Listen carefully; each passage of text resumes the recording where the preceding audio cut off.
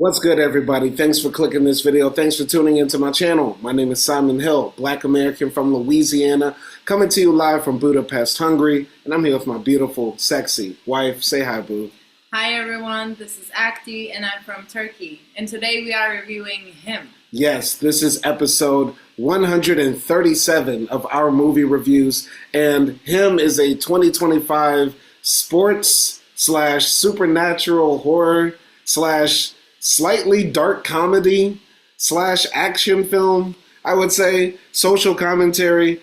It's directed by this kind of new director named Justin Tipping, but this film was marketed as like a Jordan Peele production. And Jordan Peele is very famous for making the classic horror film Get Out, and also his subsequent films, which some people say have been declining in quality, like Nope, or what was the one where everybody's underground?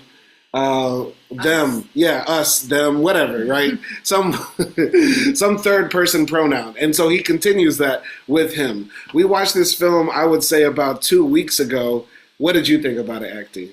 The first time we watched it, I enjoyed it because I thought the visuals were very striking, and like the colors were nice, the shots were nice, and I was also trying to figure out like what is happening in the movie because I had different predictions for the movie, so that kept me like somewhat on my toes, and I like how it moves in chapters and things like that. Mm-hmm. Plus, acting was good, so overall, I enjoyed it when we first watched it. But when I was doing this slideshow and when I was rewatching the movie, I was like, "Oh my god!" It just felt so pretentious the second time I watched it, and I was kind of dreading it. You know, it might be affected by like just because I was taking screenshots and things like that. So it was with working, but yeah, I don't know. Like now, I feel like I don't like this movie as much. Going into this film, I had heard that this was going to be a bad film. I didn't watch any of the like video essayists or other people that do movie reviews on YouTube because I never like to watch those videos before I actually watch the film. But I saw the thumbnails and the titles saying, "Oh, him is the worst, him is trash." And so I was going into it thinking like, okay, I wonder what they're seeing in this that's going to be bad. Like you said, the first time we watched it, really enjoyed it. Second time I watched it, I liked it a little bit less. I think what makes this film non-enjoyable the more you watch it is that this film is set up aesthetically with a lot of what you would think of as Easter eggs, because all the scenes are designed with like characters and people and actions that make you want to do a double take. But when you watch it again, you're like, okay, there's nothing there. Like you can't piece it together. There's nothing else that you notice the second time, and that's what's annoying. Yeah, it's like there's just a bit too much. And it feels like the second time I watched it, it felt like, you know, you made this puzzle, but you put like 5 pieces in the wrong place. So now when you look at the puzzle, it looks like weird. Yeah. Or you have all these different pieces and you didn't sit down to really like analyze the piece. It's like you're trying to put the puzzle together as fast as you can in an hour and 40 minutes. You know what I mean? Yeah. Instead of looking back and taking this time to enjoy the picture or really build on the picture. Yeah, I mean, I was actually excited for this movie because I thought Jordan Peele directed it until like the last minute. We sat down and I think you were like, "Oh no, like he didn't direct it. Yeah. He just produced it." And I was like, "Oh, okay." Yeah, because I just went off of like all the trailers say Jordan Peele Productions. So I'm like, okay, all right, let's go. But and when it comes to Jordan Peele's films, some people feel like Nope and also Us is like bad. I don't think so. I didn't like Us as much as Get Out. I love Get Out, of course. Everybody loves Get Out. Yeah. But I really liked Nope. I thought Nope was an inventive, cool, sort of like science fiction horror film. What do you think about Jordan Peele's overall output? I mean, I think I love all of his movies. To be honest, I watched Get Out recently again, and I enjoyed it as much as I did the first time. Okay. I didn't watch the other movies a second time, so I only watched them like one time. And I feel like in terms of like a one-time watch, I think his movies rank very high for me, and Get Out is an exception because it's just such a good movie. Yeah. With a bunch of like different themes that you can explore more as you watch it more. But I always loved his movies in general. I thought they were like intricate but eerie, and a lot of social commentary. So this feels like Justin Tipping, the director this is his second film. He made another film called Kicks. I haven't seen it. Apparently it's like a coming of age, like street tale, kind of a bit of a comedy as well. This feels like Justin Tipping and some other directors as well, because like this neo black noir horror genre that was created because of Get Out, like a lot of it sometimes is aesthetics over depth. And it makes me think about this film we watched a few years ago called The Angry Black Girl and Her Mad Scientific Creation, or something like that, where basically this black girl brought all these people back to life who were killed in the streets. And like the film was so close to being good, but then it fucked it up, and it's like just more style over substance. You know what I mean? And that's what this feels like too. Yeah, I think definitely, like, I feel like Get Out created A24 aesthetic, basically. I mean, A24 preceded it, but other people built on it, and it's I mean, A24 said, "Oh my God, people love this." But I do think, I don't know. Do you think Justin Tipping is like taking on Jordan Peele's aesthetic? Yeah. Do you think he was trying to be like him or like his movie? I definitely, not in a bad way. I think so. I think he's trying to copy and paste the Nope, the Us, the Get Out aesthetic, and he's not nailing it correctly. You know what I mean? I don't think Jordan Peele wrote the screenplay. I think somebody else wrote the screenplay, and it's just like a blender of so many different things put together with the Jordan Peele aesthetic on it. I mean, maybe he had a lot of pressure, because he is a big name. Like Jordan Peele is a huge name now, especially after Get Out. And like every time he does a movie, everyone is like waiting until its release because we know it's gonna be dope. Like maybe that's why, but I do also think like he didn't quite nail it.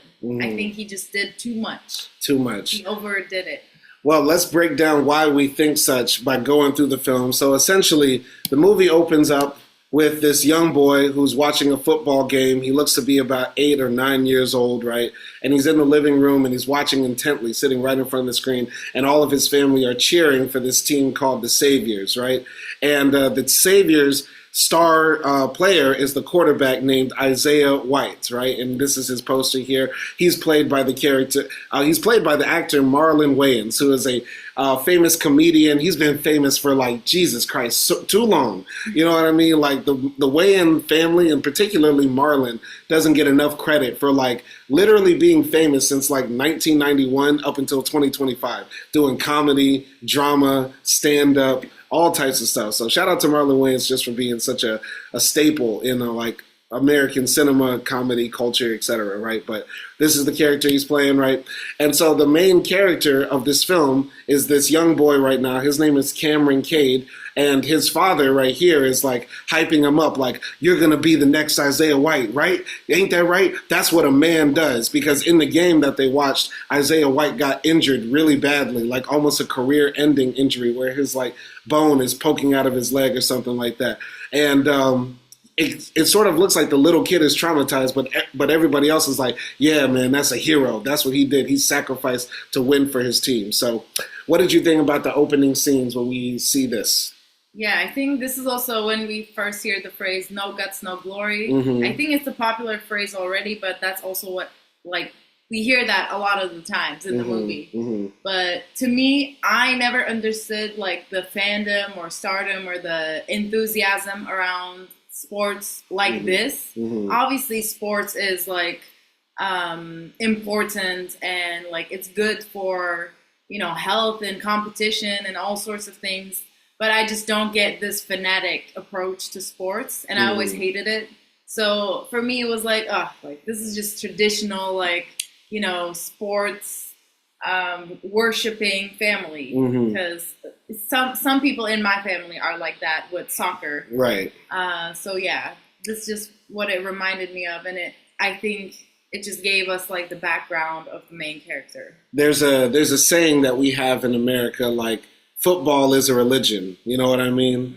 Mm-hmm. And there's like, this movie is like interesting, and like there's so many deep things just about American football that you could analyze it from. The fact that many of the major football games are played on Sunday. They're played around major holidays like Thanksgiving or Christmas or Easter, or the fact that there's Monday Night Football, which is, after the first day of the week, when most people hate going to work, but they can't wait to talk about, you know what I mean? Like, American football is so tied into our culture in so many disturbing overlapping ways, where it overlaps with religion, with politics, with culture, with race, with sex and gender, like so many ways. And like, what I thought was interesting is, like, at the beginning, we see that Cameron Sr. is like in the military, right? Like, because there's pictures of him like in, a part of the military and stuff like that. And also they're watching the game, and when Isaiah scores his touchdown, like, the candle, which looks like a religious candle, like, blows out the same time he scores that touchdown. And so I thought, the opening scene was like really hitting on so many different themes with military and religion and stuff like that. So I thought that was pretty cool. That's what I gotta say. I didn't get that many bits, like, even the second time I watched it, to be honest. I mean, because for me, like, I've had this experience. I used to watch football with my dad, on Sunday, you know what I'm saying? And he would get so hyped up when the Saints won or when the Saints lost. And it's like, if your team loses, it can ruin your whole day, maybe your whole week, right? If they win, you feel like you're up, you know what I'm saying? Okay, I see. Yeah. I don't know that much about, like, American football culture. Yeah. And plus, also, I've never been a fanatic, like, sports fan. Yeah. Well, for any sports. So. It gets pretty deep, especially if you're from the South. Because if you're from the South, we worship, like, American high school football. You know what I mean? Like, we go to the high school football games, like Friday Night Lights. That's a big thing. And if you're from a state that doesn't have a professional team, like, Mississippi, Alabama, you know what I mean? Like, college football becomes a religion, you know what I'm saying? So it gets pretty deep with American football as far as our culture. So, but we find out that Isaiah White, because of his injury, there's a lot of speculation that he might retire. And there's some pretty cool shots here of, like, Isaiah's life, being in the league. People are celebrating and stuff like that, that they just, like, won a championship, but he's really, contemplative about his future. And then they fast forward a few years, and we see that Cameron Cade is grown up. He's doing interviews with the press, and he's like the top prospect to be drafted into the NFL. And, his family is all supportive. But his brother right here, who plays like a minor role in the film, he's like a little bit of comic relief. He's like, I could have been the GOAT too, but y'all never put me on the field. And his mom was like, shut up, boy, you always suck. But I believe also that's Tierra Whack, or if not, that's somebody else, because Tierra Whack, the underground female rapper, she's in this film, but I don't know if that's her. Do you think that's her? That's the girlfriend. Yeah, Tierra playing the girlfriend. Yeah, I think she was playing the girlfriend. Yeah, then that's her. Yeah. All right. Well, shout out to Tierra Whack. She's a very dope rapper, and she has a song on this soundtrack called "Tiptoe," which is actually pretty fire. But so they're all hyping up Cameron to be like the next star of the league. But one day when Cameron is like practicing on the field, he gets attacked by this guy who's dressed up like this weird satanic mascot from hell, right? And it causes a traumatic brain injury on his head.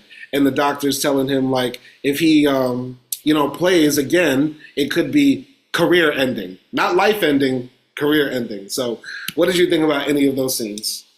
I also like the little shots they did of Isaiah's career, and like just also at the end having him like, holding his award, sitting in the locker room, just contemplating, because it shows like that fall from the legend status, and now you just have to be like old and retired. Like it is I would imagine it would be hard. It would be like, now what do I do with my life after dedicating so much to this career and to this sport? But yeah, and then moving forward, I really like his mom and like his general relationship with his family.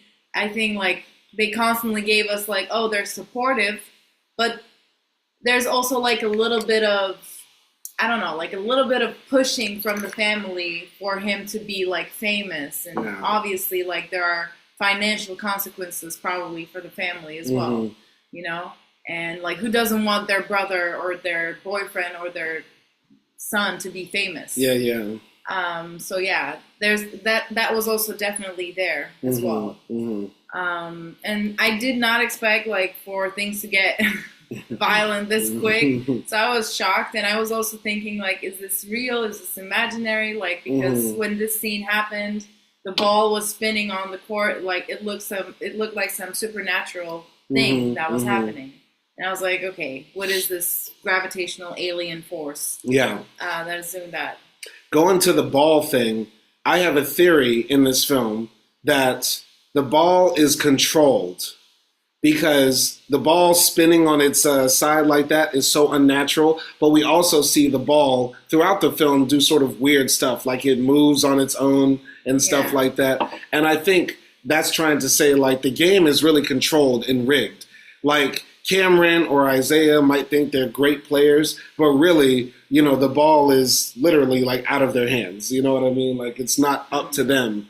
You know what I mean? It's some higher force that's guiding it. I mean, it could be that, or I think also it could be interpreted as like, you know, the ball is the god, which does like supernatural things, does unimaginable things. So, yeah. I mean, there is a line in this film, like God, family, football, you know what I mean? So you could interpret it like God is in control here. But I would argue that because this film, the people that are in control of the game tend to be like satanic devil worshippers, whatever. It makes me feel like the ball is like really like controlled by them more than a good God. You know what I'm saying? Okay. I didn't say good. Okay. All right. Well, it's like the ball controls them. Okay. Oh, okay. It's like the reverse theme. Oh, so the ball is God. Yes. I thought you meant God was controlling the ball. No. Okay, that's an interesting theory. I don't know. This is the thing about this film. You have to dig for theories to find it and make it work, because some of this stuff is silly. And this scene right here actually took me out of the film. You know what I mean? You would think that this would actually be kind of cool, but for me, the way it happened, it's so unrealistic. Like imagine a guy walking around in whatever city they are, dressed like this, and is able to sneak up on this man with nobody knowing or seeing or like looking out for it. Yeah, that's why it's like football's little demons, God's little demons running around and attacking people. I guess, but for the sake of football. But even this does not look like somebody who's a football fan. He looks like he's an axe murderer, bro. You know what I mean? Yeah. This is not, football aesthetic. So this part actually took me out of the film. I thought it would have been more interesting if Cameron suffered his traumatic head injury through like a straight up like collision, like, or a practice injury, you know what I mean? To have the film give a commentary about CTE, traumatic brain injury that these players face. Yeah. Maybe. I mean, maybe if this was imaginary, maybe he was just practicing by himself and hit his head to that metal over there. I mean, we know it's not imaginary though, because later this same guy becomes a major player later in the film. Okay. So one more thing though about the family stuff. The thing about American football is like so many young black men get drafted into the leagues, NBA, NFL, sometimes even the MLB, whatever. Right. For a long time, sports has been one of the few ways that blacks have been able to create generational wealth. And I thought it would have been interesting if the family dynamic was explored more, because like there are elements here, like you said, where it feels like his family are like pushing him to like do this, even if his heart isn't in it. And it's because like if he succeeds, then all of their great grandchildren could eat, hypothetically, right? Yeah. If everything goes right. Yeah. And I mean, but there was also a bit of that like you have to honor your father type of thing as well. Yeah, because we find out, that Cameron Sr. died. When they fast forward, on top of the TV back here, they have his image, and it makes it look like he died in the Iraq War or something like that. And once again, I thought this film would have been much more interesting if they tied in the militarism in our culture, in our society, with football. Because, at all the games, we have soldiers saluting while they sing the national anthem, Air Force jets screeching overhead. When I was in high school and I was in ROTC, which is like a program for kids that want to join the military while they're in high school, we used to go, because I was in ROTC, we would go to the football games and stand on the sidelines, salute, march, left face, right face, about face, you know what I mean? So all that type of stuff. So it would have been interesting to tie that more in. But what do you think? Yeah, I agree. I mean, that's the part that I don't know, as a non-American. And maybe if you're not a fanatic of football, maybe you're not that much aware of the intricacies of how they're woven together. And I feel like there's a history behind that as well. So definitely would have been interesting to explore that. I mean, in your country, how is nationalism tied to sports? It's not that much. I mean, yeah, every town has a team. And people are very fanatic about sports, but it really doesn't have to do anything with the military, I feel like. Because in my country, military is an obligation, right? Once you hit 18, if you're not studying, you have to go to the military. It's a mandatory thing. So there isn't really, I don't know. There isn't really need to make people excited about joining the military because I meant more about nationalism, not just the military, though. Yeah, I mean, in terms of nationalism, yeah, of course, you support your national team, but I feel like because Turkey isn't a world-leading, I don't know, football team or soccer team, however you call it, it's we only have most of our things or conflicts between the towns, between different cities, because we all know Turkey's not going to be like Real Madrid or, any of those big teams that are always winning the World Cup. So, when Turkey is out there doing the European leagues and stuff like that, everybody supports it, but I think one of the most interesting holidays you have in Turkey is the National Day of Youth Sports or something like that, which I think shows that sports and nationalism are deeply tied. And I think that was from the founder of the Republic, Mr. Ataturk, created that holiday. And that's something that we don't have in America. We don't have a national holiday of sports, though we treat the Super Bowl or, the NBA Finals or March Madness like they're holidays. They're not official government holidays, though. Yeah, I mean, I think that was mostly done because Ataturk was following, the European ideals. And it was we want to put contestants in the Olympics. We want to encourage women to be in sports, and we want to encourage health and that sort of thing. I don't know how much it was tied to military or nationalism. Well, yeah. I mean, just to have a holiday for sports is that's pretty nationalistic. But I mean, at least that's how it's perceived, that it should be encouraged to do sports. Yeah.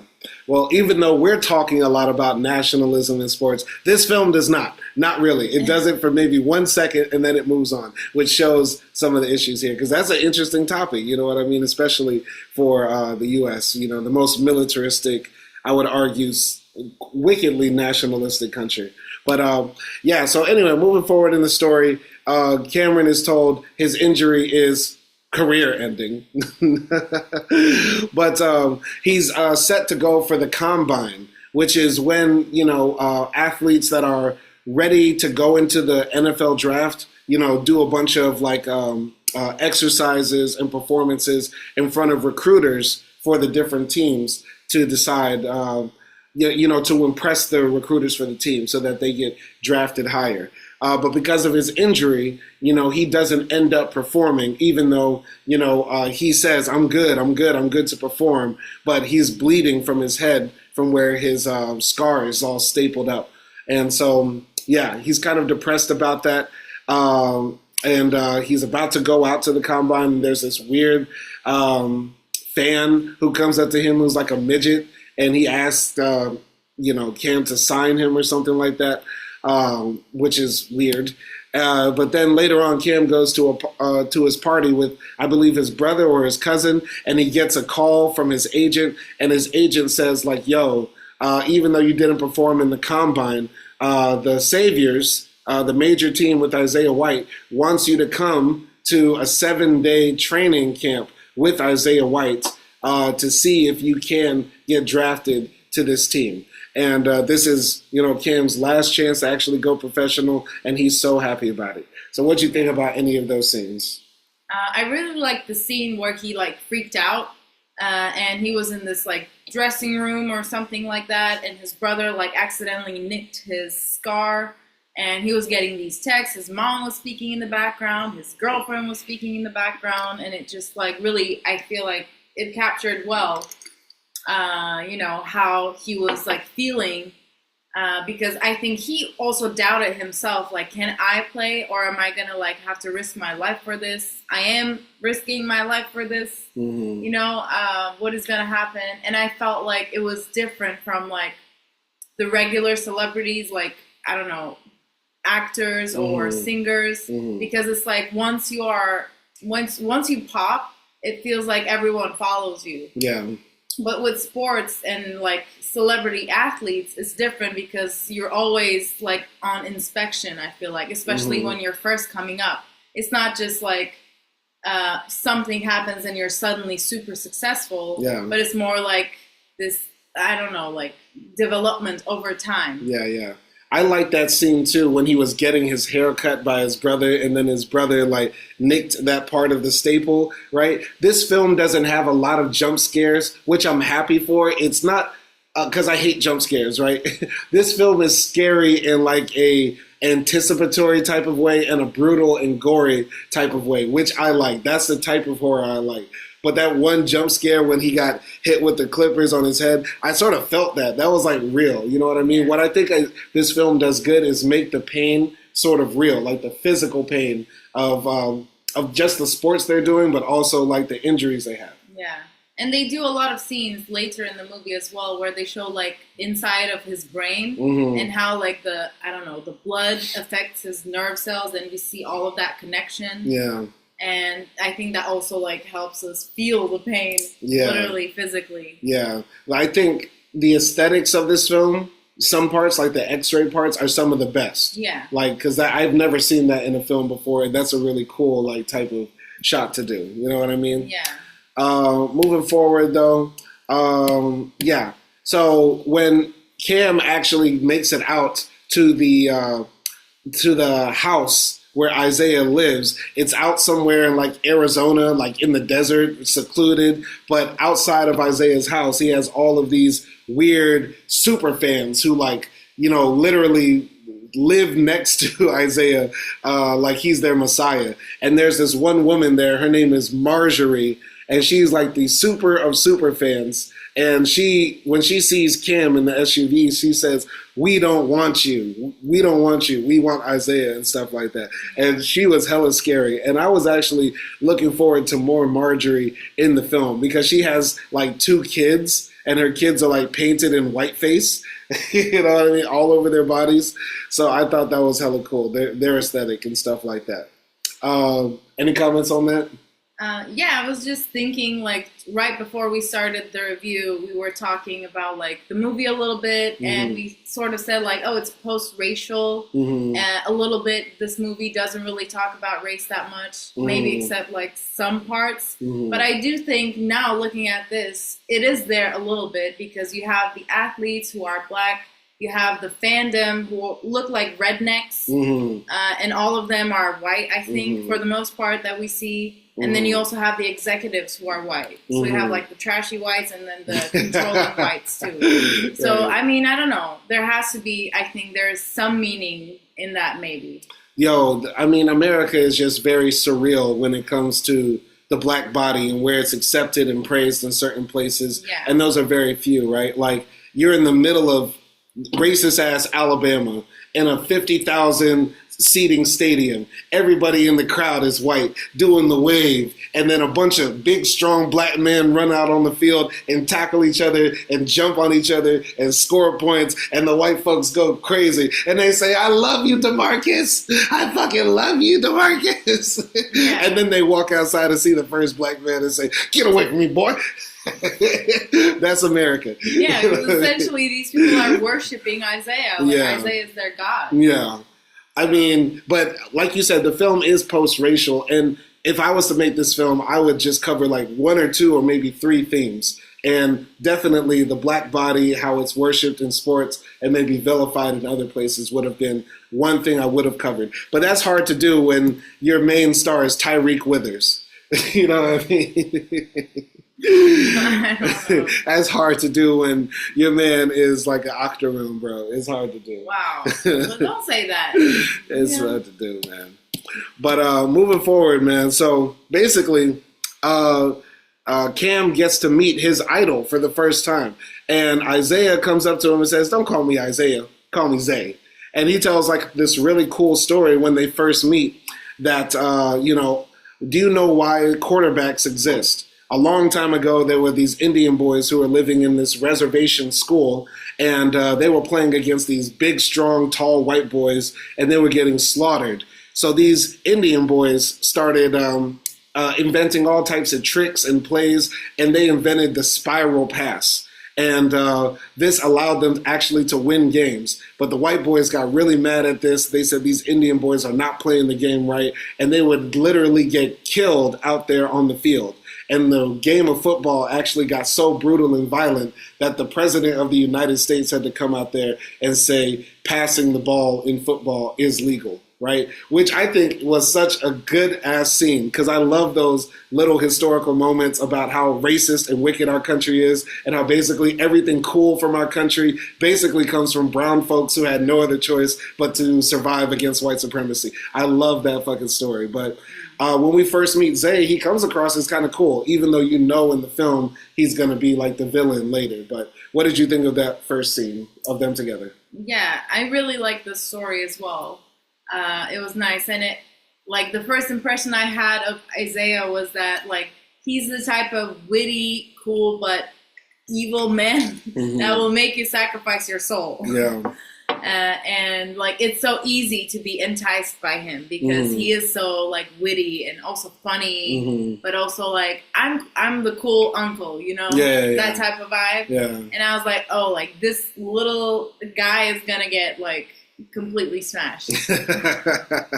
I was like, he's so innocent. Like he stands no chance with Isaiah. I think it might become a meme at this point for me because I always big up this guy. But the only other person who could play Isaiah is Lakeith Stanfield. But even he couldn't play him because he's too skinny and scrawny, you know, to be a convincing football player. But yes, to play Isaiah White in this film, you need to be funny, charismatic, but also a bit like crazy and menacing, like the Joker. Yeah. You know what I mean? Like Joaquin Phoenix's Joker, like unpredictable. Yeah, exactly. Because like he's literally skinning a goat or something. Yeah, he walks in and he's like, doing just like, basically doing like cannibalistic, ritualistic stuff. Who knows? Anyway, so basically, they go out and they train. Isaiah tells him, you know, we got 7 days together, man. Just have fun. So the first, you know, montage of them training is them like throwing the football around, running plays, stretching, lifting weights and stuff like that and hyping each other up like, yeah,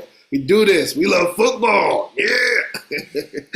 But then things get a bit weird when they tell Cam to get naked and they start measuring his body. Like, you know, he gets fully naked in front of the guy who's here, Marco. And Marco is like Isaiah's personal doctor.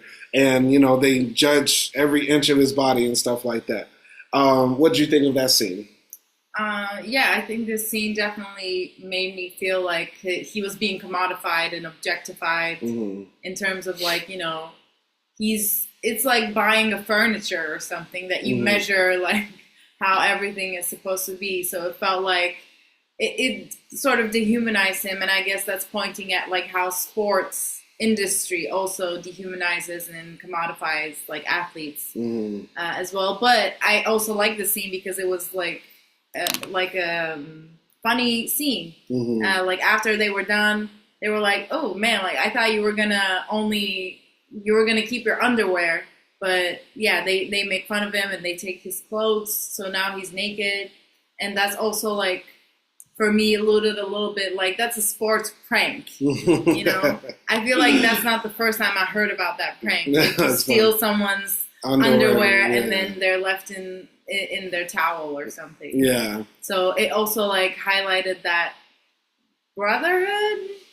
Yeah, in a way, a like little where bit. it's like constant teasing. Yeah, a little bit of hazing. You know what I'm saying? A little bit of like, pranking the other person. I thought that scene was good at showing the commodification, like you said. The one thing that, the guy who plays Marco, his name is Jim Jeffries, and he's from Australia, though he comes across like he has a British accent, because Americans, we can't tell the difference. Australian, British, what part of Mexico is that? Who cares, right? So I would have made Marco have a deep-ass Southern accent. That's a big boy you got there. A 15-inch armband, you know what I mean? I would have gave him a thicket, you know what I mean? To like... It would have been too obvious. What do you mean too obvious? Oh, like it's so stereotypical, like a white Southern guy in the sports business, and he makes money off of black bodies, but he's also racist. Like I feel like that's a stereotype. Are you talking about like the actual truth, like how it actually be? Yeah. I would have made him the most stereotypical, just to lay it. But he was kind of like the good guy in the movie. He is. Marco is an interesting character because he is like sort of like, he seems to be like hesitant to be doing his job, even though he does it competently. You know what I mean? Yeah. But yeah, I would have made him just a good old boy. As a big boy you got there. You know. I think also, like, I guess we can talk about it more later, but now that I thought about it, I can say it, like, Marco is there as a professional in this industry, right? Mm-hmm. He's a doctor. Mm-hmm. And usually when we think about doctors, we think of them like honest, they're under oath, right? They have to do all of the things that to ensure like someone's health. Mm-hmm. Same with like sports psychologists, right? Mm-hmm. They're also psychologists that are responsible for other people. But when they're in this industry, they're also like, I feel like there are also limitations where they can't fully perform their job as well as they do because of profit. Right. Like you would tell Isaiah, do not play this game anymore. As your doctor, I cannot honestly tell you that. But if I tell you that, I'm out of a job. Yeah. Right? So it's not in the interest of the health professionals to actually tell these people to do what's in their best health. It's what's for the best for their career, which is why that line earlier that the doctor said, his injury is career ending. I thought that line was so funny from the very first time I saw this film. Yeah.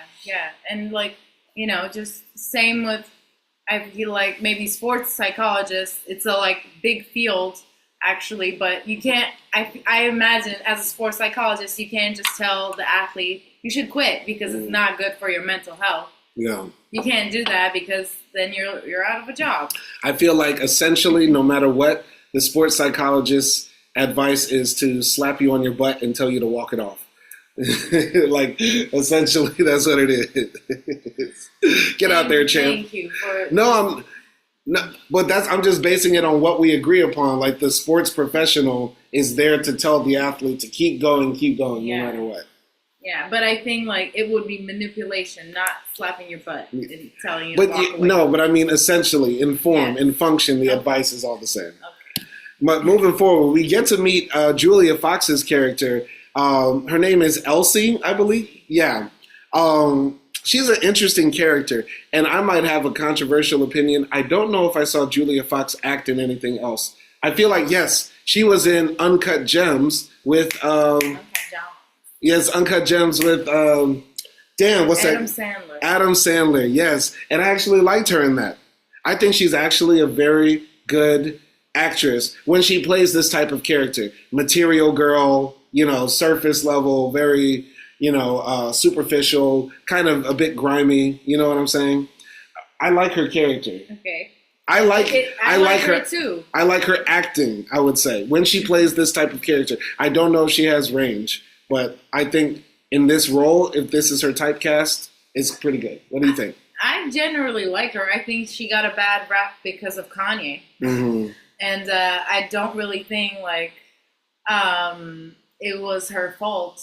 I don't have a problem with her. I'm not, like, a fan or anything. But I do think her acting is solid. I think her acting is good. Okay. And, like, here I feel like she's also playing, like, a very stereotypical kind of, like, gold digger, side influencing, you know, girlfriend of a celebrity. Yeah. And, like, no matter who he is. I don't know that much about, like, the wives culture of, you know, athletes in America. But I think there was, like, a reality show. Basketball Wives. Yeah. And, like, I think there was a couple of them.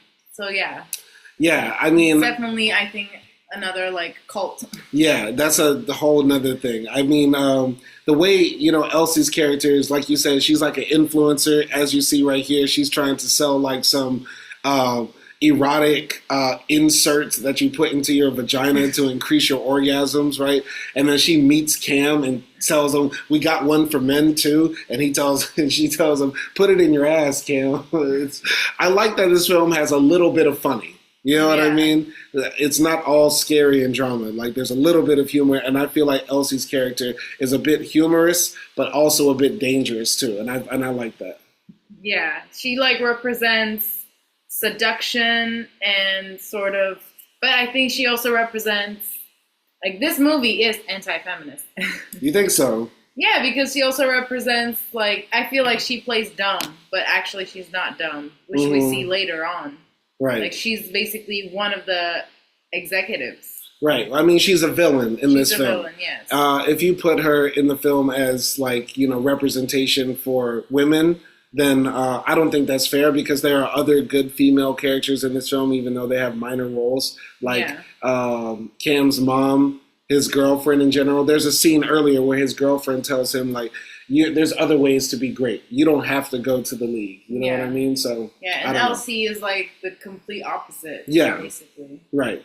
But I think, again, like, you know, the industry puts Cam in a like closer position with woman like Elsie rather than, like, his own girlfriend. Yeah.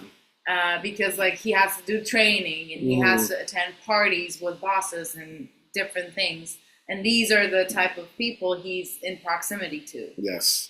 So, yeah. Now, last part about this scene. Bleached eyebrows, yes or no? Yes. Yeah? But not for Julia. Not what about for you? No. I mean, if I had platinum hair, I feel like maybe. You would bleach your eyebrows? I feel like my eyebrows are good on my face. I don't think I would go with bleached eyebrows. But I feel like that's such a disturbing, unsettling look. I think it suits to some people. Yeah. I don't think it suits with Julia. It makes you look like Gandalf. Okay. It makes you look like Dumbledore, my guy. Anyway. Basically, Cam is sitting, like, in an ice bath after that first day of training, and he sees that Isaiah is taking, like, blood infusions and stuff like that. And he says, like, you know, this helps me, like, train harder and be better. And Cam is like, "Is that legal?" And he's like, "You want some, man?" Asking all them police-ass questions, right? And then Marco comes and just injects Cam with it regardless. And, you know, Marco says a funny thing, like, some religions would even think his blood is holy, right? And Marco is also always, like, walking through the house giving, like, these little comments, like, you know, gladiators in the past, they were worshipped like gods, but they also said that they would die for their masters and stuff like that. He's always dropping, like, little history on, like, sports and spectacle and stuff like that. So, yeah, what did you think? Yeah, I think, like, just the fact that Marco just came and gave him that hit without his consent. It was giving, like, oh, you're gonna have to do this eventually. Like, you're gonna have to do this whether you like it or not, because you can't compete the otherwise. Because everyone else is doing it. Yeah. Like, look at Isaiah; he's doing a whole bag of blood. So yeah, it felt like that. Like, if you're in this business, you're gonna have to do something. Right. If not steroids. Yeah, something will have to be given up. Like, because, to be, you know, this reminds me of, like, when I was, like, Cam, but for hip-hop, right? And, like, I wanted to do whatever it took to be like the best rapper or whatever, right? So I'd stay up all night writing rhymes, recording all the time, trying to figure out how to perform and shit like that. And then you find out all your favorite rappers got ghostwriters. All your favorite rappers ain't real. You know what I mean? And then you're like, fuck. And so it's like, yeah, like you said, you're going to have to do this eventually. Yeah, it's like, it became very trendy where now people follow like, oh, what is Messi's diet? What is this diet or that diet? Like, and you look at that, like, for example, I think I watched The Rock's diet, and it's insane. Yeah. It's like he's eating like 30 eggs in the morning and then having a whole chicken. Yeah. And like, those are the things, even if you're not taking steroids, you're going to be doing something physical and biological in order to keep yourself up to the speed. And on top of that, it's probably not real because what they put on social media or Instagram as the Rock's diet or Messi's diet is possibly just what one day they would eat, or who knows? Ideally. Or maybe they're on a whole drug cocktail that we don't even know about. They getting enemas every day. If you're not about that enema life, then don't even. Ew. You know what I mean? I remember. I'm sorry. Really quick. I remember there was this MTV TV show back in the day. It was like a day in the life of the celebrities, and they did one for Usher. And Usher got up on MTV and talked about, yeah, this is my place where I go get enemas. And I was like, I didn't know what an enema was. And I was so shocked that Usher was talking about in front of the whole world that he plugs his butt up and gets that water sprayed in it. I was like, yo, this man out of control, bro. I would have lived happily without knowing that information. Why did you share it with us? The world? Why would I share it, or why would Usher share it? Why did you share it? Because it was buried in the past. It was buried in the past. But yeah, anyway, enough about enemas. Back to this movie. So, back to water. Cam gets sprayed with water in the morning. He's told to go run with Isaiah, but he can't keep up with Isaiah because Isaiah is just like a beast, and he ends up like throwing up and like passing out in the desert. And then he has this vision where this mascot comes up to him and like hits him in the head with a pickaxe, and he dies. This was a weird scene, but it also sort of took me out of the film, and it made me feel like I'm watching a Kendrick Lamar video, but the song is not there. It's just like, you know what I'm saying? I'm watching a SZA video without the music, and I'm like, this is cool to look at, but it has no meaning on surface level. You know what I mean? Yeah. But go ahead. I think up until this point still, because they did that whole thing with the fans at the beginning, and like that's been a remaining theme, like, the fan hit him, right? And then when he was about to go up, the weird guy came and asked him to sign his forehead. And then when he came to Isaiah's house, there were all those fans there. And then this one, and I'm thinking all this time, it's going to be like a fanatic horror. The fans are going to attack him, or because they love Isaiah so much, they don't want him to replace Isaiah. Something like that. I thought it was going to be about like fandom of athletes. And and to have the movie not go to that direction, I was like, what the hell? Instead of fandom, actually, the film goes into the idea of mascots, which I think is like one of the weakest themes you could ever have, or angles to tackle it. Before we started doing this review, we watched a very good YouTube video by a YouTuber called Lucas Blue, who breaks down some of the Easter eggs. And one of the themes is that in the beginning, when Cam met Isaiah, the first piece of advice Isaiah gives Cam is, don't be a fucking mascot. You know what I mean? And there's supposed to be a difference between the greatness of players and the symbolism of basically stupid mascots. You know what I mean? And so, in the beginning, when Cam gets hit in the head, it's by a guy dressed like a mascot. When he has this vision of him getting killed, it's by a mascot. But I feel like that's so superficial and so weak of a thing. But what do you think? I mean, I know this movie is American and it's probably made for American audiences. In Turkey, we don't have mascots for anything. Really? No teams have like a big man in a bear suit? No. We don't have cheerleaders. We don't have mascots. Nothing. It's just boys going out to the field and then playing and then going back. and you have the fans. Like, we don't have all of those rituals that no you Istanbul have. iguanas. No Ankara antlers. No marmoris monsters. No. Damn. I mean, some teams have symbols in their emblems, but no, there's no mascot. Okay. But that's why it was so hard for me to understand this theme even, or make sense of this theme, because in my head, mascot is like something different. Yeah. And even for me, mascot is like a funny man dressed up like a giant lion, and he dances around and gets shot out of a cannon into the crowd. Yeah, he throws T-shirts for the old ladies. Yeah, like I wouldn't necessarily think like the opposite of a legend is a mascot. Yeah, no, the opposite of a legend is a never was or a has been. Yeah. You know what I mean? So it was like a bit hard of a connection, at least for me, like as a non-American. I had a complete different understanding of a mascot. Right. So it just didn't, once again, I was like feeling this, like crazy fandom. Yeah. Situation was going to happen. So, yeah. Yeah, like if you just type in like the mascot for the Dallas Cowboys, you know what I mean? It's like a funny. That's so stupid. I'm sorry.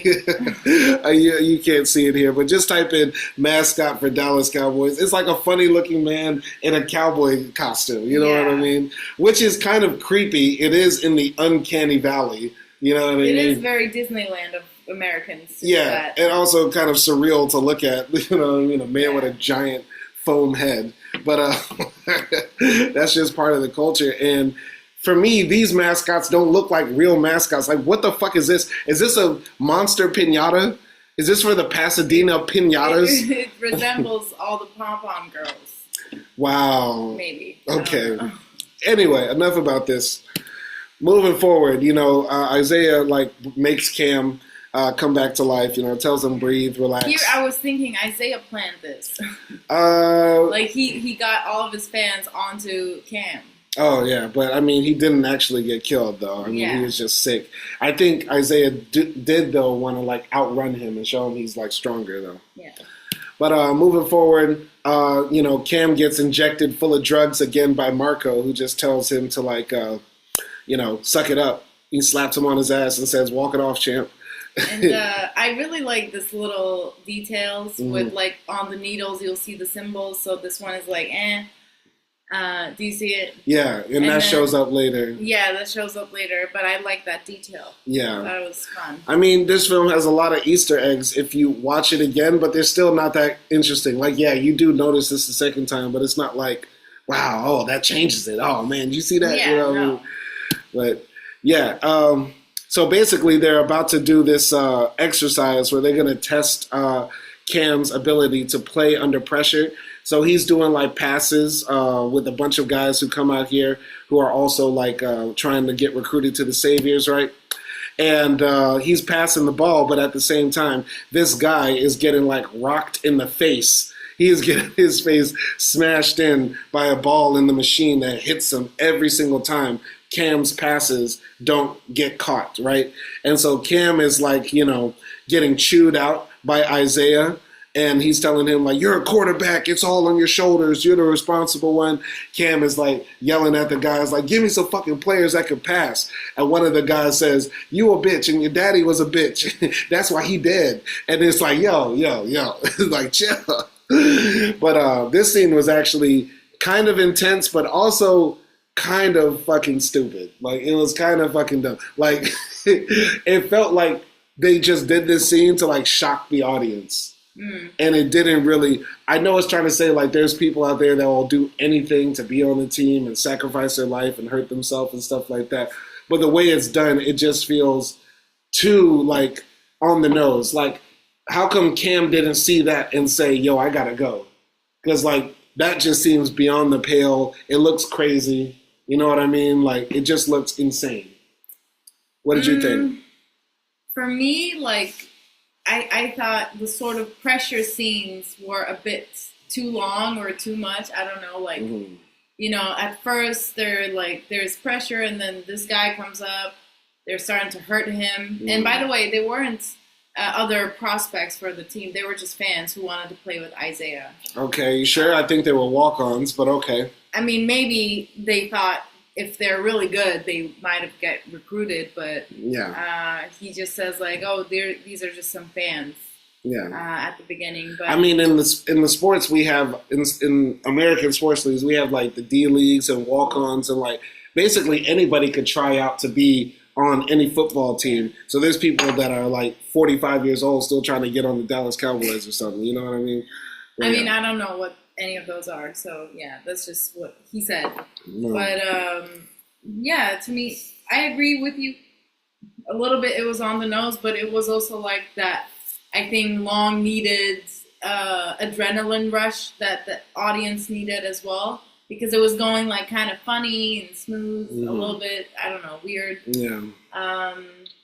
But yeah, I don't really have that much to say about this scene. Yeah, that's the thing, because like these scenes, they like shock you, but they don't like delve deeper into any story or meaning, and it also makes you think that the character is really fucking dumb for staying here. Yeah, because nothing also happens afterwards. Like, okay, you were in that, like, time and you were feeling pressured. You didn't want this guy to die, so you did it and you played the game. Yeah. But then you're not, like, gonna have a conversation about it afterwards? Yeah. After you almost killed a guy? Yeah, exactly. Like, what? Yeah. But moving forward in the film, Cam is like calming down after getting his staples like touched up again, and he's sitting in a hyperbolic chamber. And this is when Isaiah tells him like it's not God, family, football. You know, the famous phrase for him is football, family, God. You know what I mean? He puts football above everything. And while Cam is in the hyperbolic chamber, which he can't escape from, he's being tortured by the sounds of his mom leaving a voicemail saying how much she loves him and how much she misses him. And he's had his cell phone taken, so he can't call her or talk to her about anything that's going on. So it's a bit of psychological torture. Any comments on those scenes? I mean, I don't think actual boot camps are like this. Yeah. But I do think this sort of like the vibe of the boot camp sort of, I guess it captures the real ones. Like they take your phone away, they isolate you from your family, your friends, and the world. And so that you can focus on, only this one thing, sports. And I feel like that's why I said like the football is God, because this thing becomes so important that everything else disappears. Yeah. And we also see like Isaiah literally saying that. He says like football is the most important thing for me. Yeah. It's like more important than my family. Yeah. I thought that part is interesting in the sense that, we know when we watch these games that these guys have sacrificed so much to be on the field, because like hundreds of thousands of kids play football hoping to get into the league, and every year they recruit maybe 70, 80, 100 people to play this game, you know what I'm saying? So they really do put football over a lot of things, you know what I mean? But meanwhile, we tell ourselves, like, as fans, like, this American religion, this American culture that we have, it's all about God, family, football. You know what I'm saying? But we know it's bullshit for the people that actually make that thing happen. You know what I'm saying? So I thought that was a bit cool. But yeah, basically it's day 2. Cam gets woken up by this man who's just harassing him, just calling him. I thought he looked like Questlove. And when I was watching him for the second time, I was like, is he? So I paused it, but he's not. Damn, Questlove waking you up, saying, you flabby son of a bitch. Meanwhile, Questlove looked like a sack of potatoes, just telling you, get up, boy. It's time to run. Time to run your 20K. Anyway. This scene was pretty intense. So now they're doing these drills where they're not playing like flag football. They're like playing like for real. And these guys are being told to hit Cam as hard as they can, right? And Cam has his injury, you know what I mean? His staples are like coming loose in his head every time he's getting a hit. And it's looking real intense. And I thought this scene was actually really fucking good the way they did it. Because there's this point when Cam like turns up and he's like really racing with the ball after Isaiah gets in his face and says, show me that you really want this. And he hits this other player so hard in the head. But the way that it looks the first time, you don't know who got hit. So you think, oh shit, Cam just got his head knocked out. You know what I mean? The first time you see it. But then you realize, like, Cam actually, like, put this guy on the ground and fucking, like, killed him. And he's, like, coughing up blood and all that type of stuff. And then all the players surround that dead guy on the ground. And they start chanting, "Saviors, saviors, saviors." And, yeah, that was actually really cool. What did you think of this scene? Yeah, I like this scene too. And I also like this shot as well, like, from Cam's mask, whatever it's called. I thought it was really cool. And, yeah, I also like the skeletal, like, X-ray scenes as well. That was really cool. I think for me, like, when it goes kind of skeletal, it becomes, like, 100% physical. You don't know who is who, and you can't see facial expressions. You can only see the skeleton. So for me, it becomes more animalistic. And I feel like they put those, like, scenes when it's, like, more about this, I don't know, like, now it's not about emotions. It's about physicality only. A little bit, but other than that, I guess it just reminded me, like, kind of how violent this sport is. And it's giving gladiator. I can't say it. It's giving, like, you know, fight until death during, I don't know, Greek times. So it's kind of like also unimaginable that people who actually do this as a sport put themselves out on the field and actually risked dying. So that was, like, insane. And it reminded me, like, again, how brutal this sport is, and it's actually, like, people sacrificing their lives every day. I just wish that in this film, like, the guys were bigger. No, I'm just saying, everybody in this film looks like a running back. You know what I mean? They look kind of small. You know what I'm saying? And I wish the film actually showed Cam going up against, like, you know, 300-pound linebackers or 136-kilogram defensive linemen. You know what I'm saying? Like, big-ass boys. Because when they play NFL, like, these are the largest human beings that could ever be, like, bred to exist. You know what I mean? Like, these people are fed, like, the Rock's. They're fed the Rock's diet every day since they were 15 years old, just ready to go to the league. And yeah, these are the largest humans you've ever seen. I have a cousin who played for the Minnesota Vikings, and he actually got a Super Bowl ring, right? And one time I was at his house, and some of his boys that came over that were on his team with him, these niggas had to, like, slide through the doors, bro. Like, these niggas, you know, people walk through the door with both shoulders. These niggas came through the door like this. I said, those are not human, bro. Who are these niggas? And the biggest boys I've ever seen. And imagine a nigga creeping through a door like this. That is insane. So I thought the film would have been a bit more terrifying and scary if there was more size and scale. You know what I mean? To what Cam was up against. You know what I'm saying? So, but anyway, this scene was cool. This scene I didn't really like. There was this scene when Cam is, like, walking through the hallways and it's empty in the house and the football is, like, sort of following him. He turns around and then he's grabbed from behind by a mascot who puts plastic over his mouth. Meanwhile, sports reporters and fans are all, like, taking pictures of him and laughing and pointing and stuff like that. But it's all just sort of like a dream. Any comments on this scene? Because I felt like this was so unnecessary. Yeah, I think, again, it's, like, very on the nose. Yeah. Like, it's just very on the nose that he's feeling this pressure from the media, the fans. So, yeah. Yeah. I don't really know what else I can add on to this. I guess because we can see it crystal clear right here, do you think Cam was religious or Christian, and so that maybe influenced some of his decisions, if not up to this point, then later in the film? Yeah, I think so, because he also had that thing with, like, his girlfriend. Like, I get that he was loyal to his girlfriend, which is good. But, you know, it felt like they made, like, they were wearing promise rings, like purity rings or something, a little bit. Yeah. So, yeah, I definitely think, like, he was, I'm not saying he's uber religious, but, yeah, like, he's wearing a cross. Yeah. And motto is family, football, God. Yeah. whatever it was. Yeah, and he never said that. He never was like football, Family Guy. He never, but because he's always wearing a cross every time we see him, I get the impression like the film is trying to say like he never gave up his morals. He never gave up his true, honest beliefs. You know what I mean? Yeah. Even though he's trying to do the best he can with trying to get into the league and survive this week. Yeah.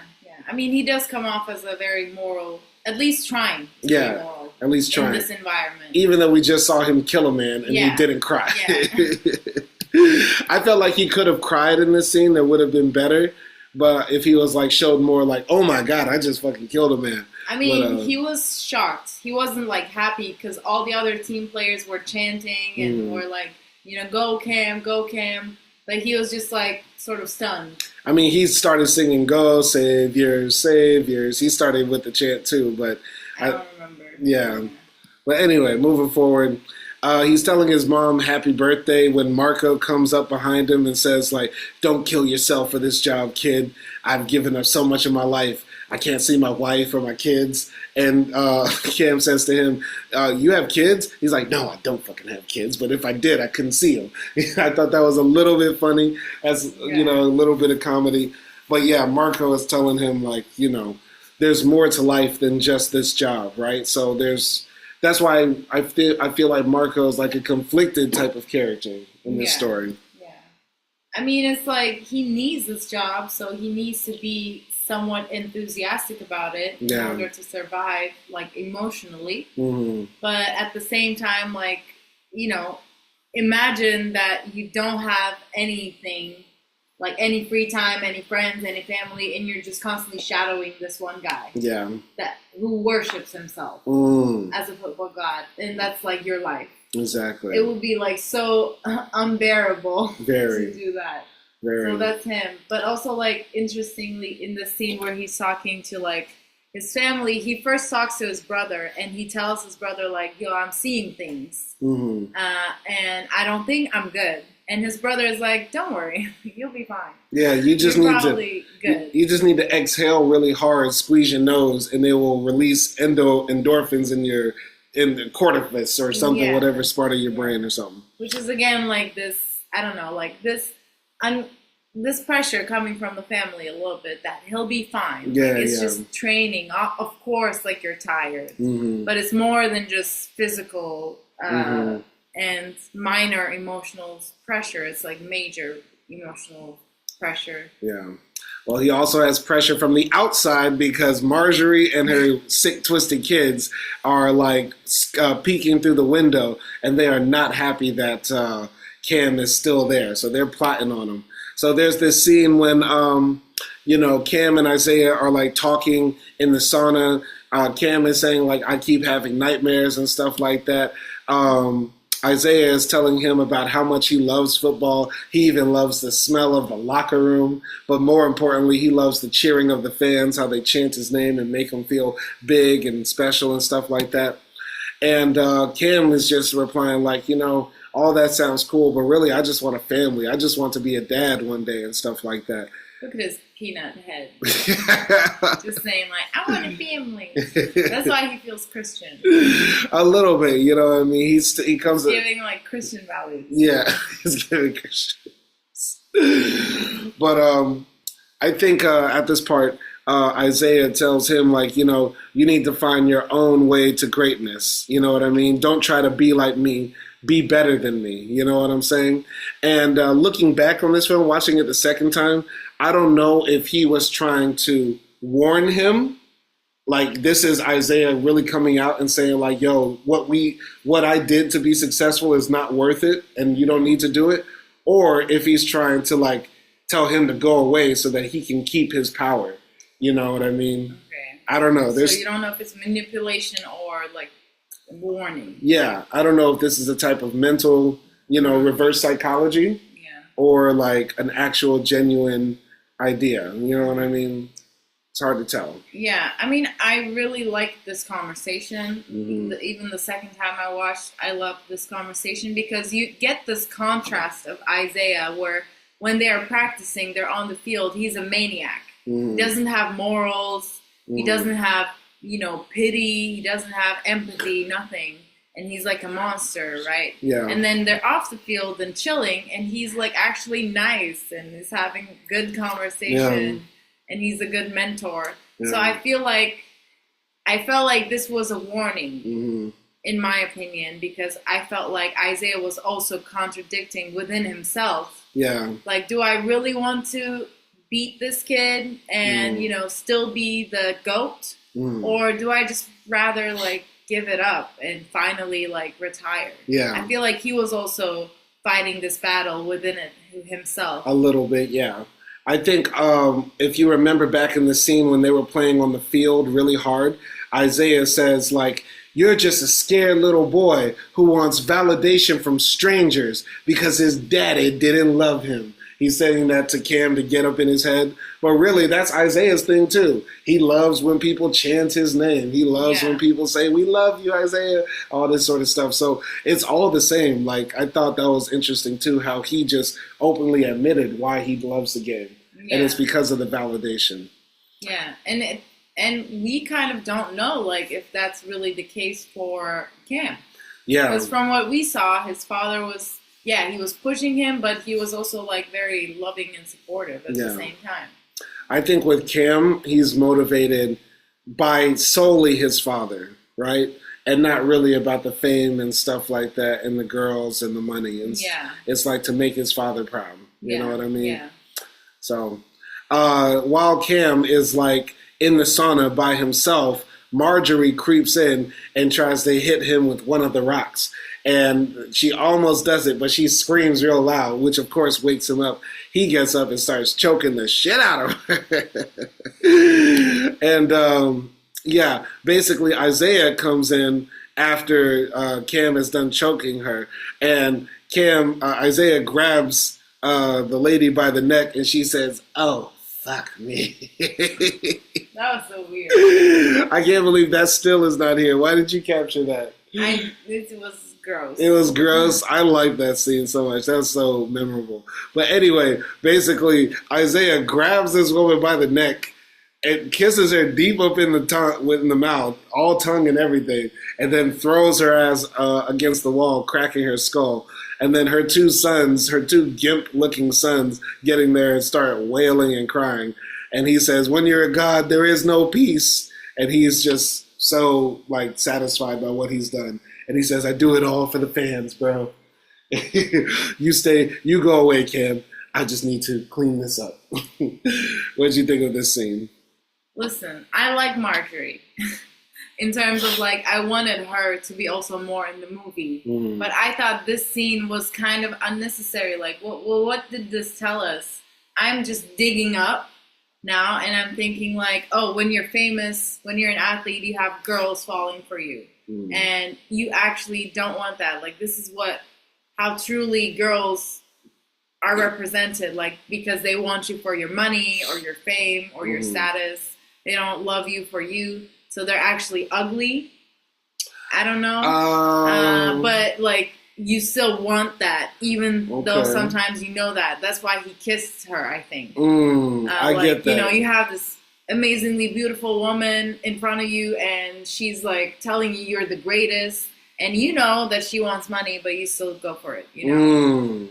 So this is me digging into it. I can see that. You're saying, like, Marjorie, because purposely, you know, she looks like a cracked out Harley Quinn. You know what I mean? She's like Harley Quinn on meth, right? Totally unattractive, right? But, like, she's portrayed that way because, like, you know, the women that fall all over you and stuff like that, that's not attractive. But the girl who's, like, superficial, like Elsie, is more attractive, even though she has similar qualities to Marjorie. Like, she's, like, next to each other, you know, they're, like, only a grade or two apart. You know what I mean? In, like, style and aesthetic. Yeah. Yeah? Is that what you're getting at? Nah, not exactly. Okay. I thought, like, Marjorie is more like how the way she looks represents internal ways of these women. Like, they're not ethical, or they're not, like, actually coming from love, but it's coming from wanting fame and money and power, basically. And also, therefore, like, pushing these men more when they should be supporting them, I guess. I got you.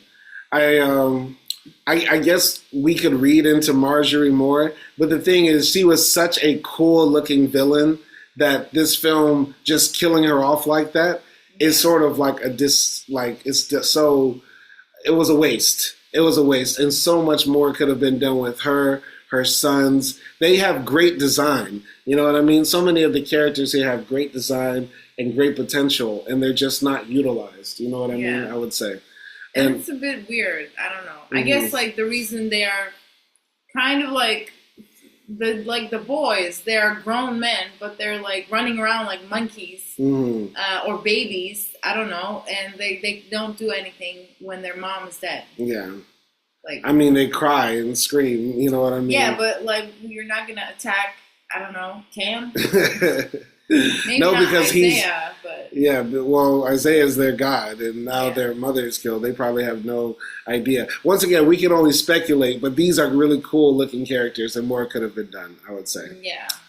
But let's continue here. So basically, I believe Elsie is about to go away somewhere for like a party, and she invites Cam to come join her and stuff like that. And she also tells him, like, that stuff with the fans, that's normal. That's a normal Tuesday for us. And come and party with us, because this is also a normal Tuesday, too. So while Marco is in the back cleaning up the blood of dead Marjorie, like, you know, I think Cam is in here partying with strippers and stuff like that. Yeah, and then the next day, he wakes up, and fucking Isaiah is over him with a gun, talking about, did you fuck her? Did you fuck my wife, bro? And then he puts a gun to like Cam's face, and he also puts a gun in his mouth and starts to suck it, which was weird. Any comments on those scenes? I mean, first of all, I want to know what was the doctor's name? Marco. Marco's job description is? I know, right? He does everybody's job. I'm the janitor, brother. Yeah. I'm your drug dealer. I'm your chiropractor. I'm your steroid injector. And I guess, like, the woman here was supposed to be the temptresses to lure him more into this world. And from the beginning, like, we see Cam saying, like, no, I love my girlfriend. Like, I wouldn't do anything. But in this scene, we also don't know what happened.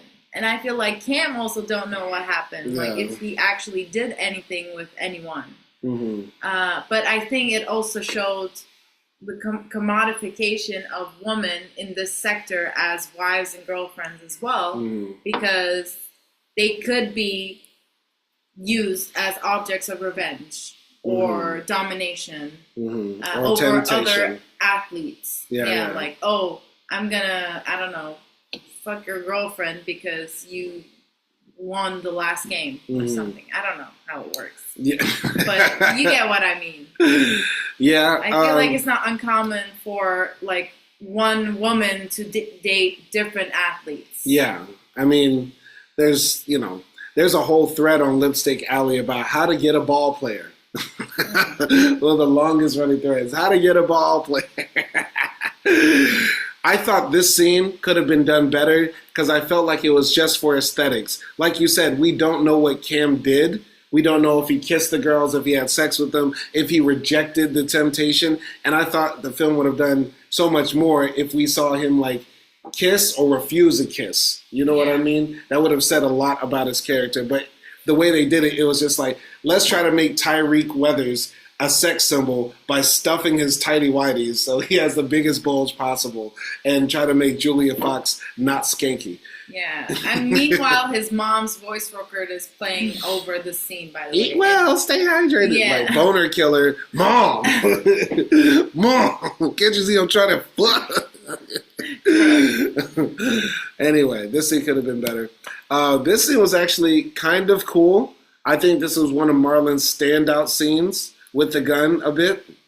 I was thinking, like, is he gonna go, like, your vengeful boyfriend, or is he gonna go Diddy? He's like, yeah, can you do it again? Yeah, like, what is happening here? Like, what is his vibe? Yeah. Which was cool, like, that he was able to capture that balance in the middle. Yeah. But no, I like this scene. It was cool. Anyway, yeah, like I said, he puts the gun to his face, threatens him, but then he says, "Come on, man, we're just boys. I'm done playing with you." I mean, once again, I feel like here, Cam sort of embodies this somewhat of like small town, naive boy, and a little bit of like, because he's young, so he has like this teenager-ish poise to himself. And once again, they talk about like, no, I didn't do anything, and I love my girlfriend. We promised each other, and things like that. And then Isaiah is like, real killers don't give a fuck. If you hurt a woman, we don't care. We're men. We're real killers. Yeah, I mean, one of the things we haven't spoken about yet in this movie that's titled Him is like, it's blatantly about patriarchy, toxic masculinity, like in the very, very surface level way, how like this industry, is about dominating women, being the strongest, biggest, baddest motherfucker out there, and like taking it to its furthest extreme. And that's sort of like what the scene is about too. Yeah. But I thought it was well acted. Once again, I think Marlon is underrated as a drama actor. You know what I mean? He can play that a little bit psycho, a little bit dangerous. I mean, this is, I would say, a horror movie more than a drama. So, yeah. Yeah, but he's to do good in a horror movie. Yeah, I mean, but to do horror films is sort of like dramatic acting more than comedic acting, right? And also, he was in Requiem for a Dream, which I would argue is a horror movie, right? But it's technically a drama.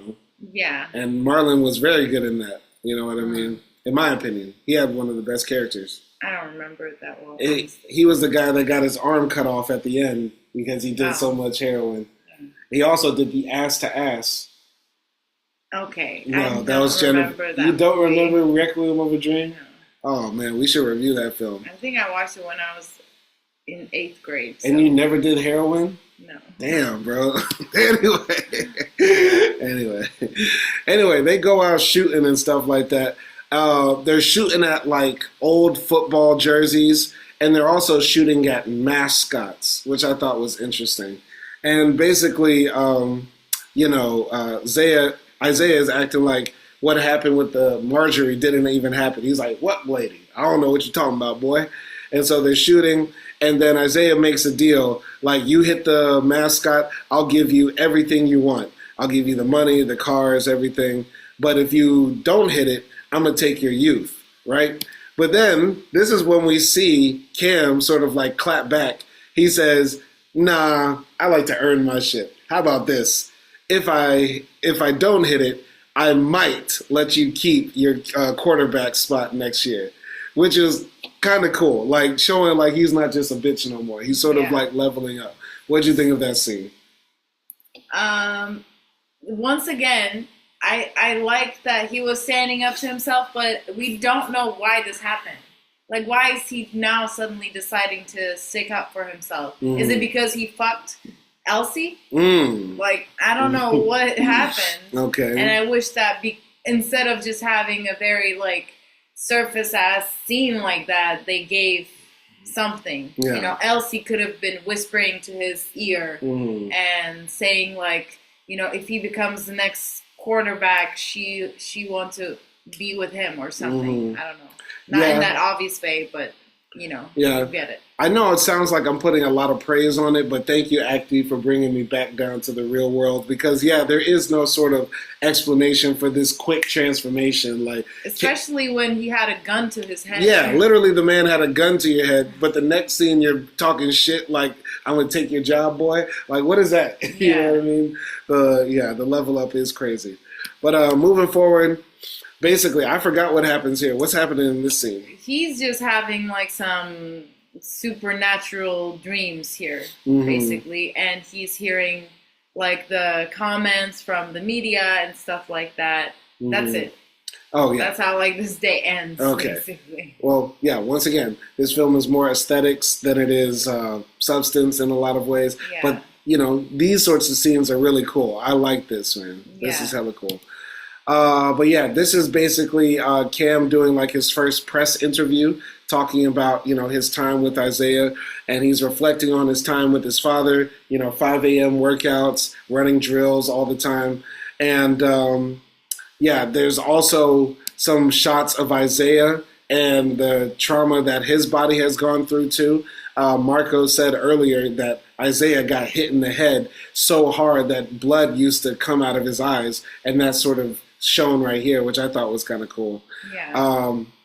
Yeah, and then we also hear that Cam and his father died. But before his father died, the last time he saw him, he was playing with him, and he told his father, "I don't want to play football anymore." And his father was hella disappointed. And then I guess his father went off to Iraq and died, right? And that haunts Cam to this day because he feels like he let his father down. And this is when Tyreek Withers drops a few tears on screen, which I felt like were convincing for him. Yeah. What did you think about any of those scenes? Yeah, I mean, I like the montage of the scene because it showed like this getting ready to do like the press thing, and but also there were like very horror-ish, sort of unreal-ish scenes like this one, like the Last Supper or the Eye of Isaiah, for example. So it was giving like the reality versus what you see on TV. Like reality has so much pain, whether it's physical or emotional, but then you get this polished version of a studio interview where you have these athletes saying like, oh yeah, it's because I worked hard and I woke up at 5 a.m. every day. And I feel like it is somewhat of a false hope of saying like to the next generation, if you also wake up at 5 a.m. every morning, if you always work out and train and do this and that and respect your family, you can be one of us. Yeah. But in reality, it's not that. Yeah. This scene made me think about how the media creates heroes because, like, he is a football star at the end of the day. He's not Jesus, right? But, like, so much of the media images that we have are about making people into God-like figures, Christ-like figures and stuff like that. So it's not hard to imagine that this will be the cover of the magazine story about, little Cam here. One more thing I got to say about Tyreek Withers as an actor. I feel like overall he's a good actor. There's just, I feel like he lacks a certain like charisma on screen. You know what I mean? Like out of all the new generation of like young black actors, for me, he lacks a certain like charisma that carries over. Like, I feel like he does his jobs well, lays his lines down well, does action well and convincingly. It's just, he's not charismatic for me. What do you think about Tyreek Withers as an actor? Because honestly, this crying scene is his best part of this film. So, I mean, I would like to see him in other movies. I do agree with you on the fact that for me, he's not that memorable. So, like for example, a year later, 2 years later, when I look at this movie, I would rather, like, not rather, but I feel like I would remember the movie more and Isaac's character more rather than, like, him specifically or his acting. So you would remember Marlon Wayne's character more than Tyreek's character. Yeah, but also as an actor, too. Who was that new guy that did The Lion King and he became very famous? He's very handsome. Damson Idris. No. John David Washington. No. We watched this movie as like the soldier. Soldier what? Soldier doing what? Soldier, like, I don't remember. Anyway. Soldier doing what? In what war? In what film? No, it's not a war. He's solving like a small town crime with the sheriff. Are you talking about Sidney Poitier? No. He's a new guy. He also did Simba or something. Okay.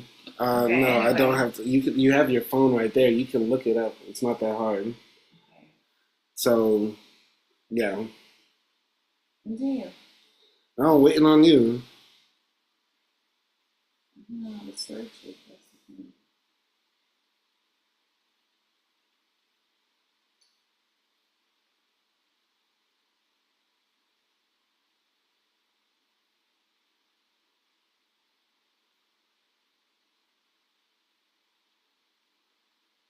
Aaron Pierre.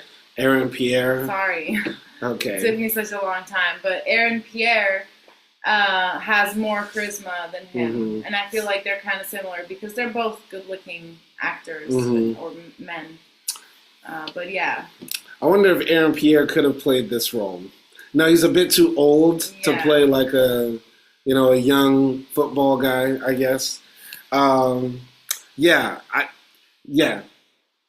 He's American. I'm not putting the British guys in there. Kick the British guys out. I'm just talking about the Black American, stars or guys out there acting. He has potential. He just has to work on. I have to see him in some more roles. You know what I mean? Yeah. It takes time to build charisma too, I think. Takes some time to build charisma.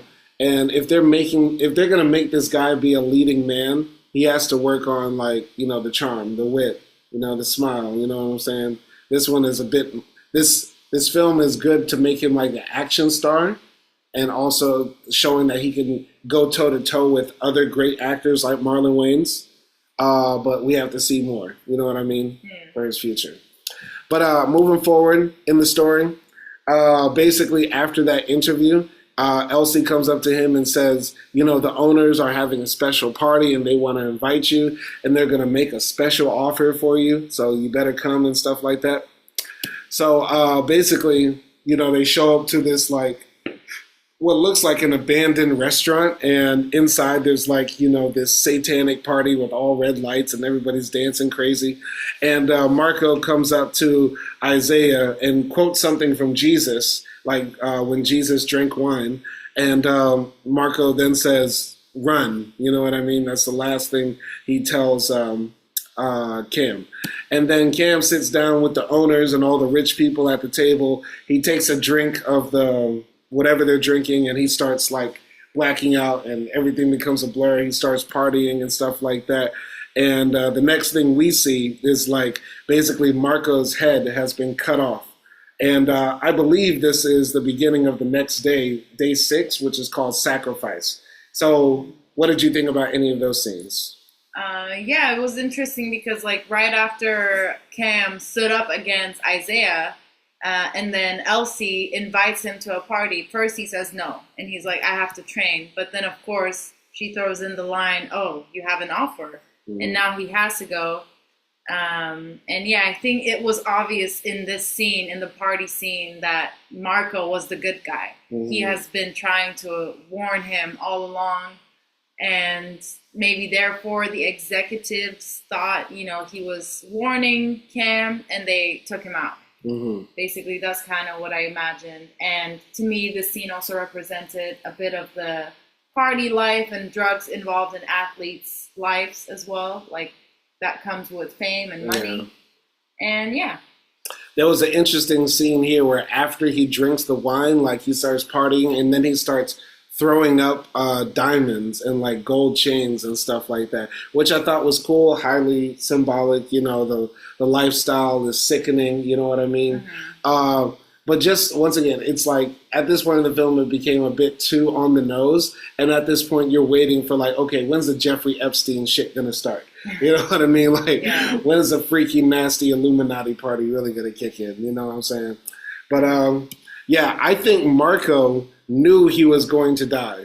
I don't believe this was a murder. I believe Marco was kind of the sacrificial lamb. You know what I mean? Why was he sacrificed, though? That's the thing that's kind of not clear for me. Because he knew all the secrets to Isaiah, because Isaiah is about to get replaced now that Cam drank the wine and said, And because I don't believe Marco was telling him run, to escape. He's telling him run for the drug that he's going to take later. So Cam wakes up in a sheet full of ice and he sees this syringe titled "Run" with a shrug face, right? And when he takes that syringe, now his body works, and he now has the blood of Isaiah, right? And this is when Isaiah tells him whoever has the chosen one's blood becomes the GOAT, and this blood has been passed down from generation to generation of star quarterbacks in the NFL, right? And whoever leaves this room will be the new, will be the remaining superstar now, the GOAT. So they have a big ass fight, and they fight out to the end. And basically, the finishing move that Cam has, he says, "You know what's the opposite of a savior? A mascot." And he like beats the shit out of Cam. Yeah, Cam beats the shit out of Isaiah with his helmet and screams in his face. So what'd you think of like the final battle between Cam and Isaiah?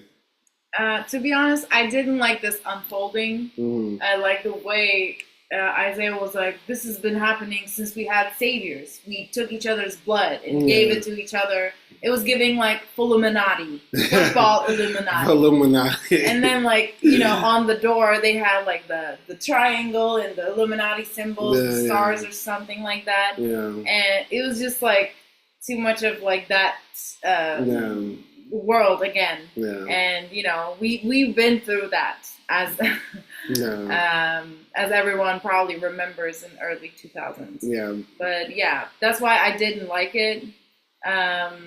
Yeah, I don't know. I didn't really expect Isaiah to go down like this, you know? Yeah, I mean, I thought it was, I kind of saw it coming that there was going to be a final showdown between the two. I feel like, once again, the blood transfusion idea, it's a bit too, like, fantastical, right? Yeah. And there are so many more interesting things we could have done with this to make it make sense. You know what I mean? It makes sense, I guess, for the movie, but it's just too out there to make it really, like, believable. You know what I'm saying? Yeah. So, ending fight scene was brutal, though. I like the fight scenes and the gore and the stuff. Yeah. And I like the lighting, too. And I really like that part when, like, you know, Cam is, like, beating Isaiah and it goes, like, X-ray mode again. Yeah. That was very brutal. Yeah. I like the styling as well. I just didn't like how the story unfolded. Yeah. Like the mystery behind the blood and everything. Yeah. So basically, you know, after Cam has done his business, he walks out there and they're playing the national anthem and they're singing the third verse where they're talking about basically killing the slaves who are fighting against the American Republic, which I thought definitely Jordan Peele added. I know Jordan Peele added that part. But anyway, they show up there and Elsie is like paler than ever. This is the first white woman who's bleaching. And basically she says, you know, now's your time to sign on the dotted line, you know, to become him. You know what I'm saying?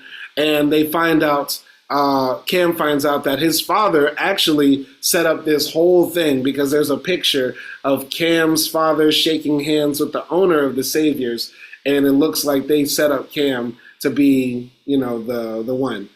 Which I think is a plot hole because in that picture there's baby Cam standing right next to the owner. So how do you not remember that?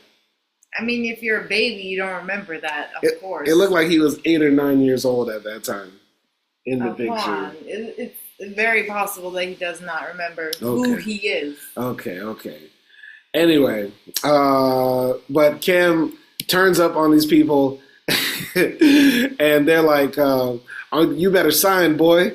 They literally call him boy.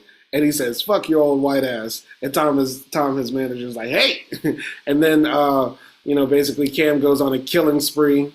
You know, this guy says, we groomed you since you were a child. But then he like starts whacking motherfuckers, killing everybody. And that's the sort of end of the movie. What did you think of the final scene? I think this movie definitely had a good ending. Like this was one of the best scenes, the best scene I would say, in the movie. Like the, I don't know, explosion. And at this point, Cam is like just a maniac now, like because he's out of it and it's just too much.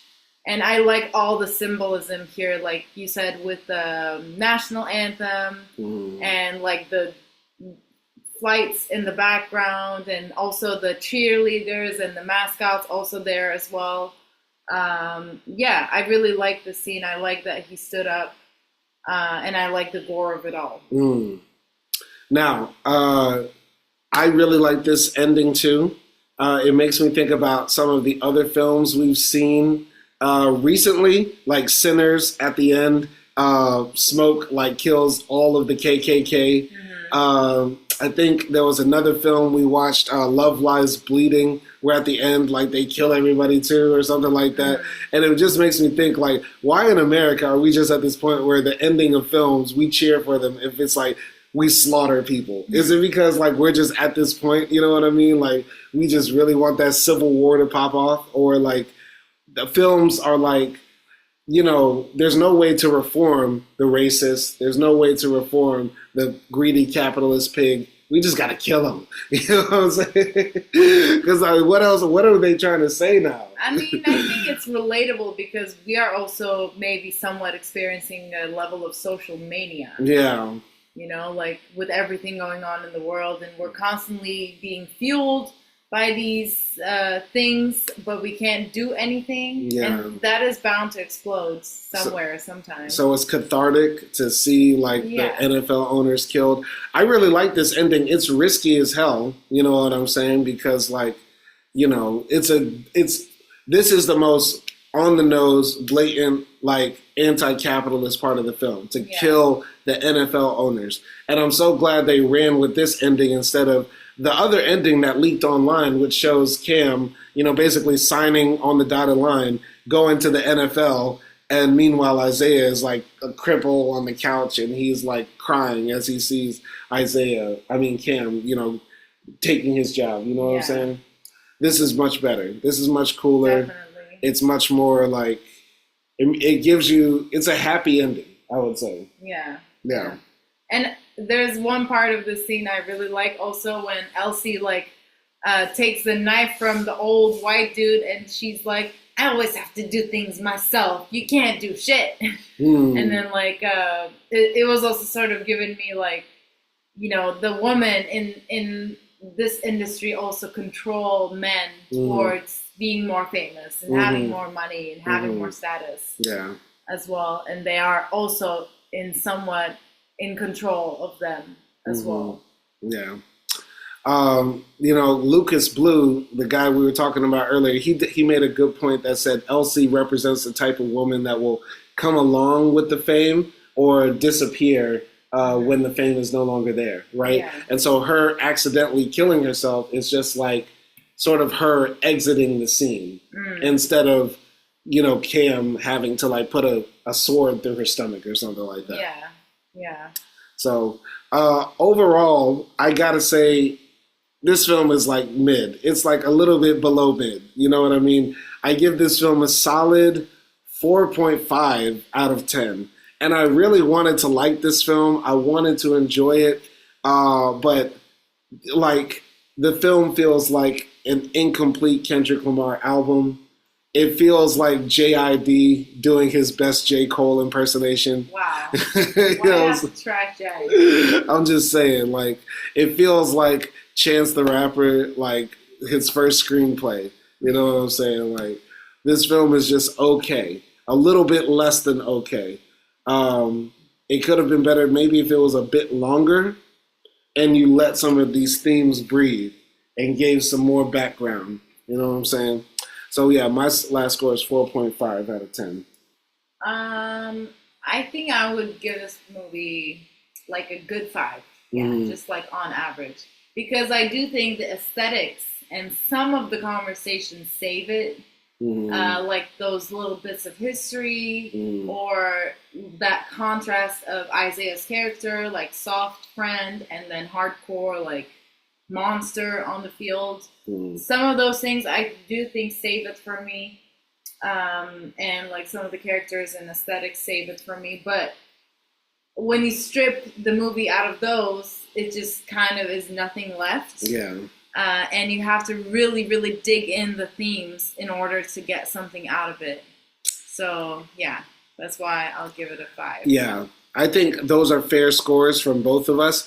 This does not mean it's not entertaining. Like, we watch Tubi movies for fun, of course. Like, but this is like a slightly higher, slightly more high budget Tubi film, to be frank. Let's keep it real. Yeah. I mean, first watch was okay. Yeah. I think it does not have rewatch value. Yeah, that's the bad part. Yeah. If you just turn it on and you're just looking for something fun and kind of goofy, to watch, then yeah, you'll enjoy it. I would say. Yeah. Yeah. I agree. But yeah, so this has been episode 137 of Simon Acting Movie Reviews, I think.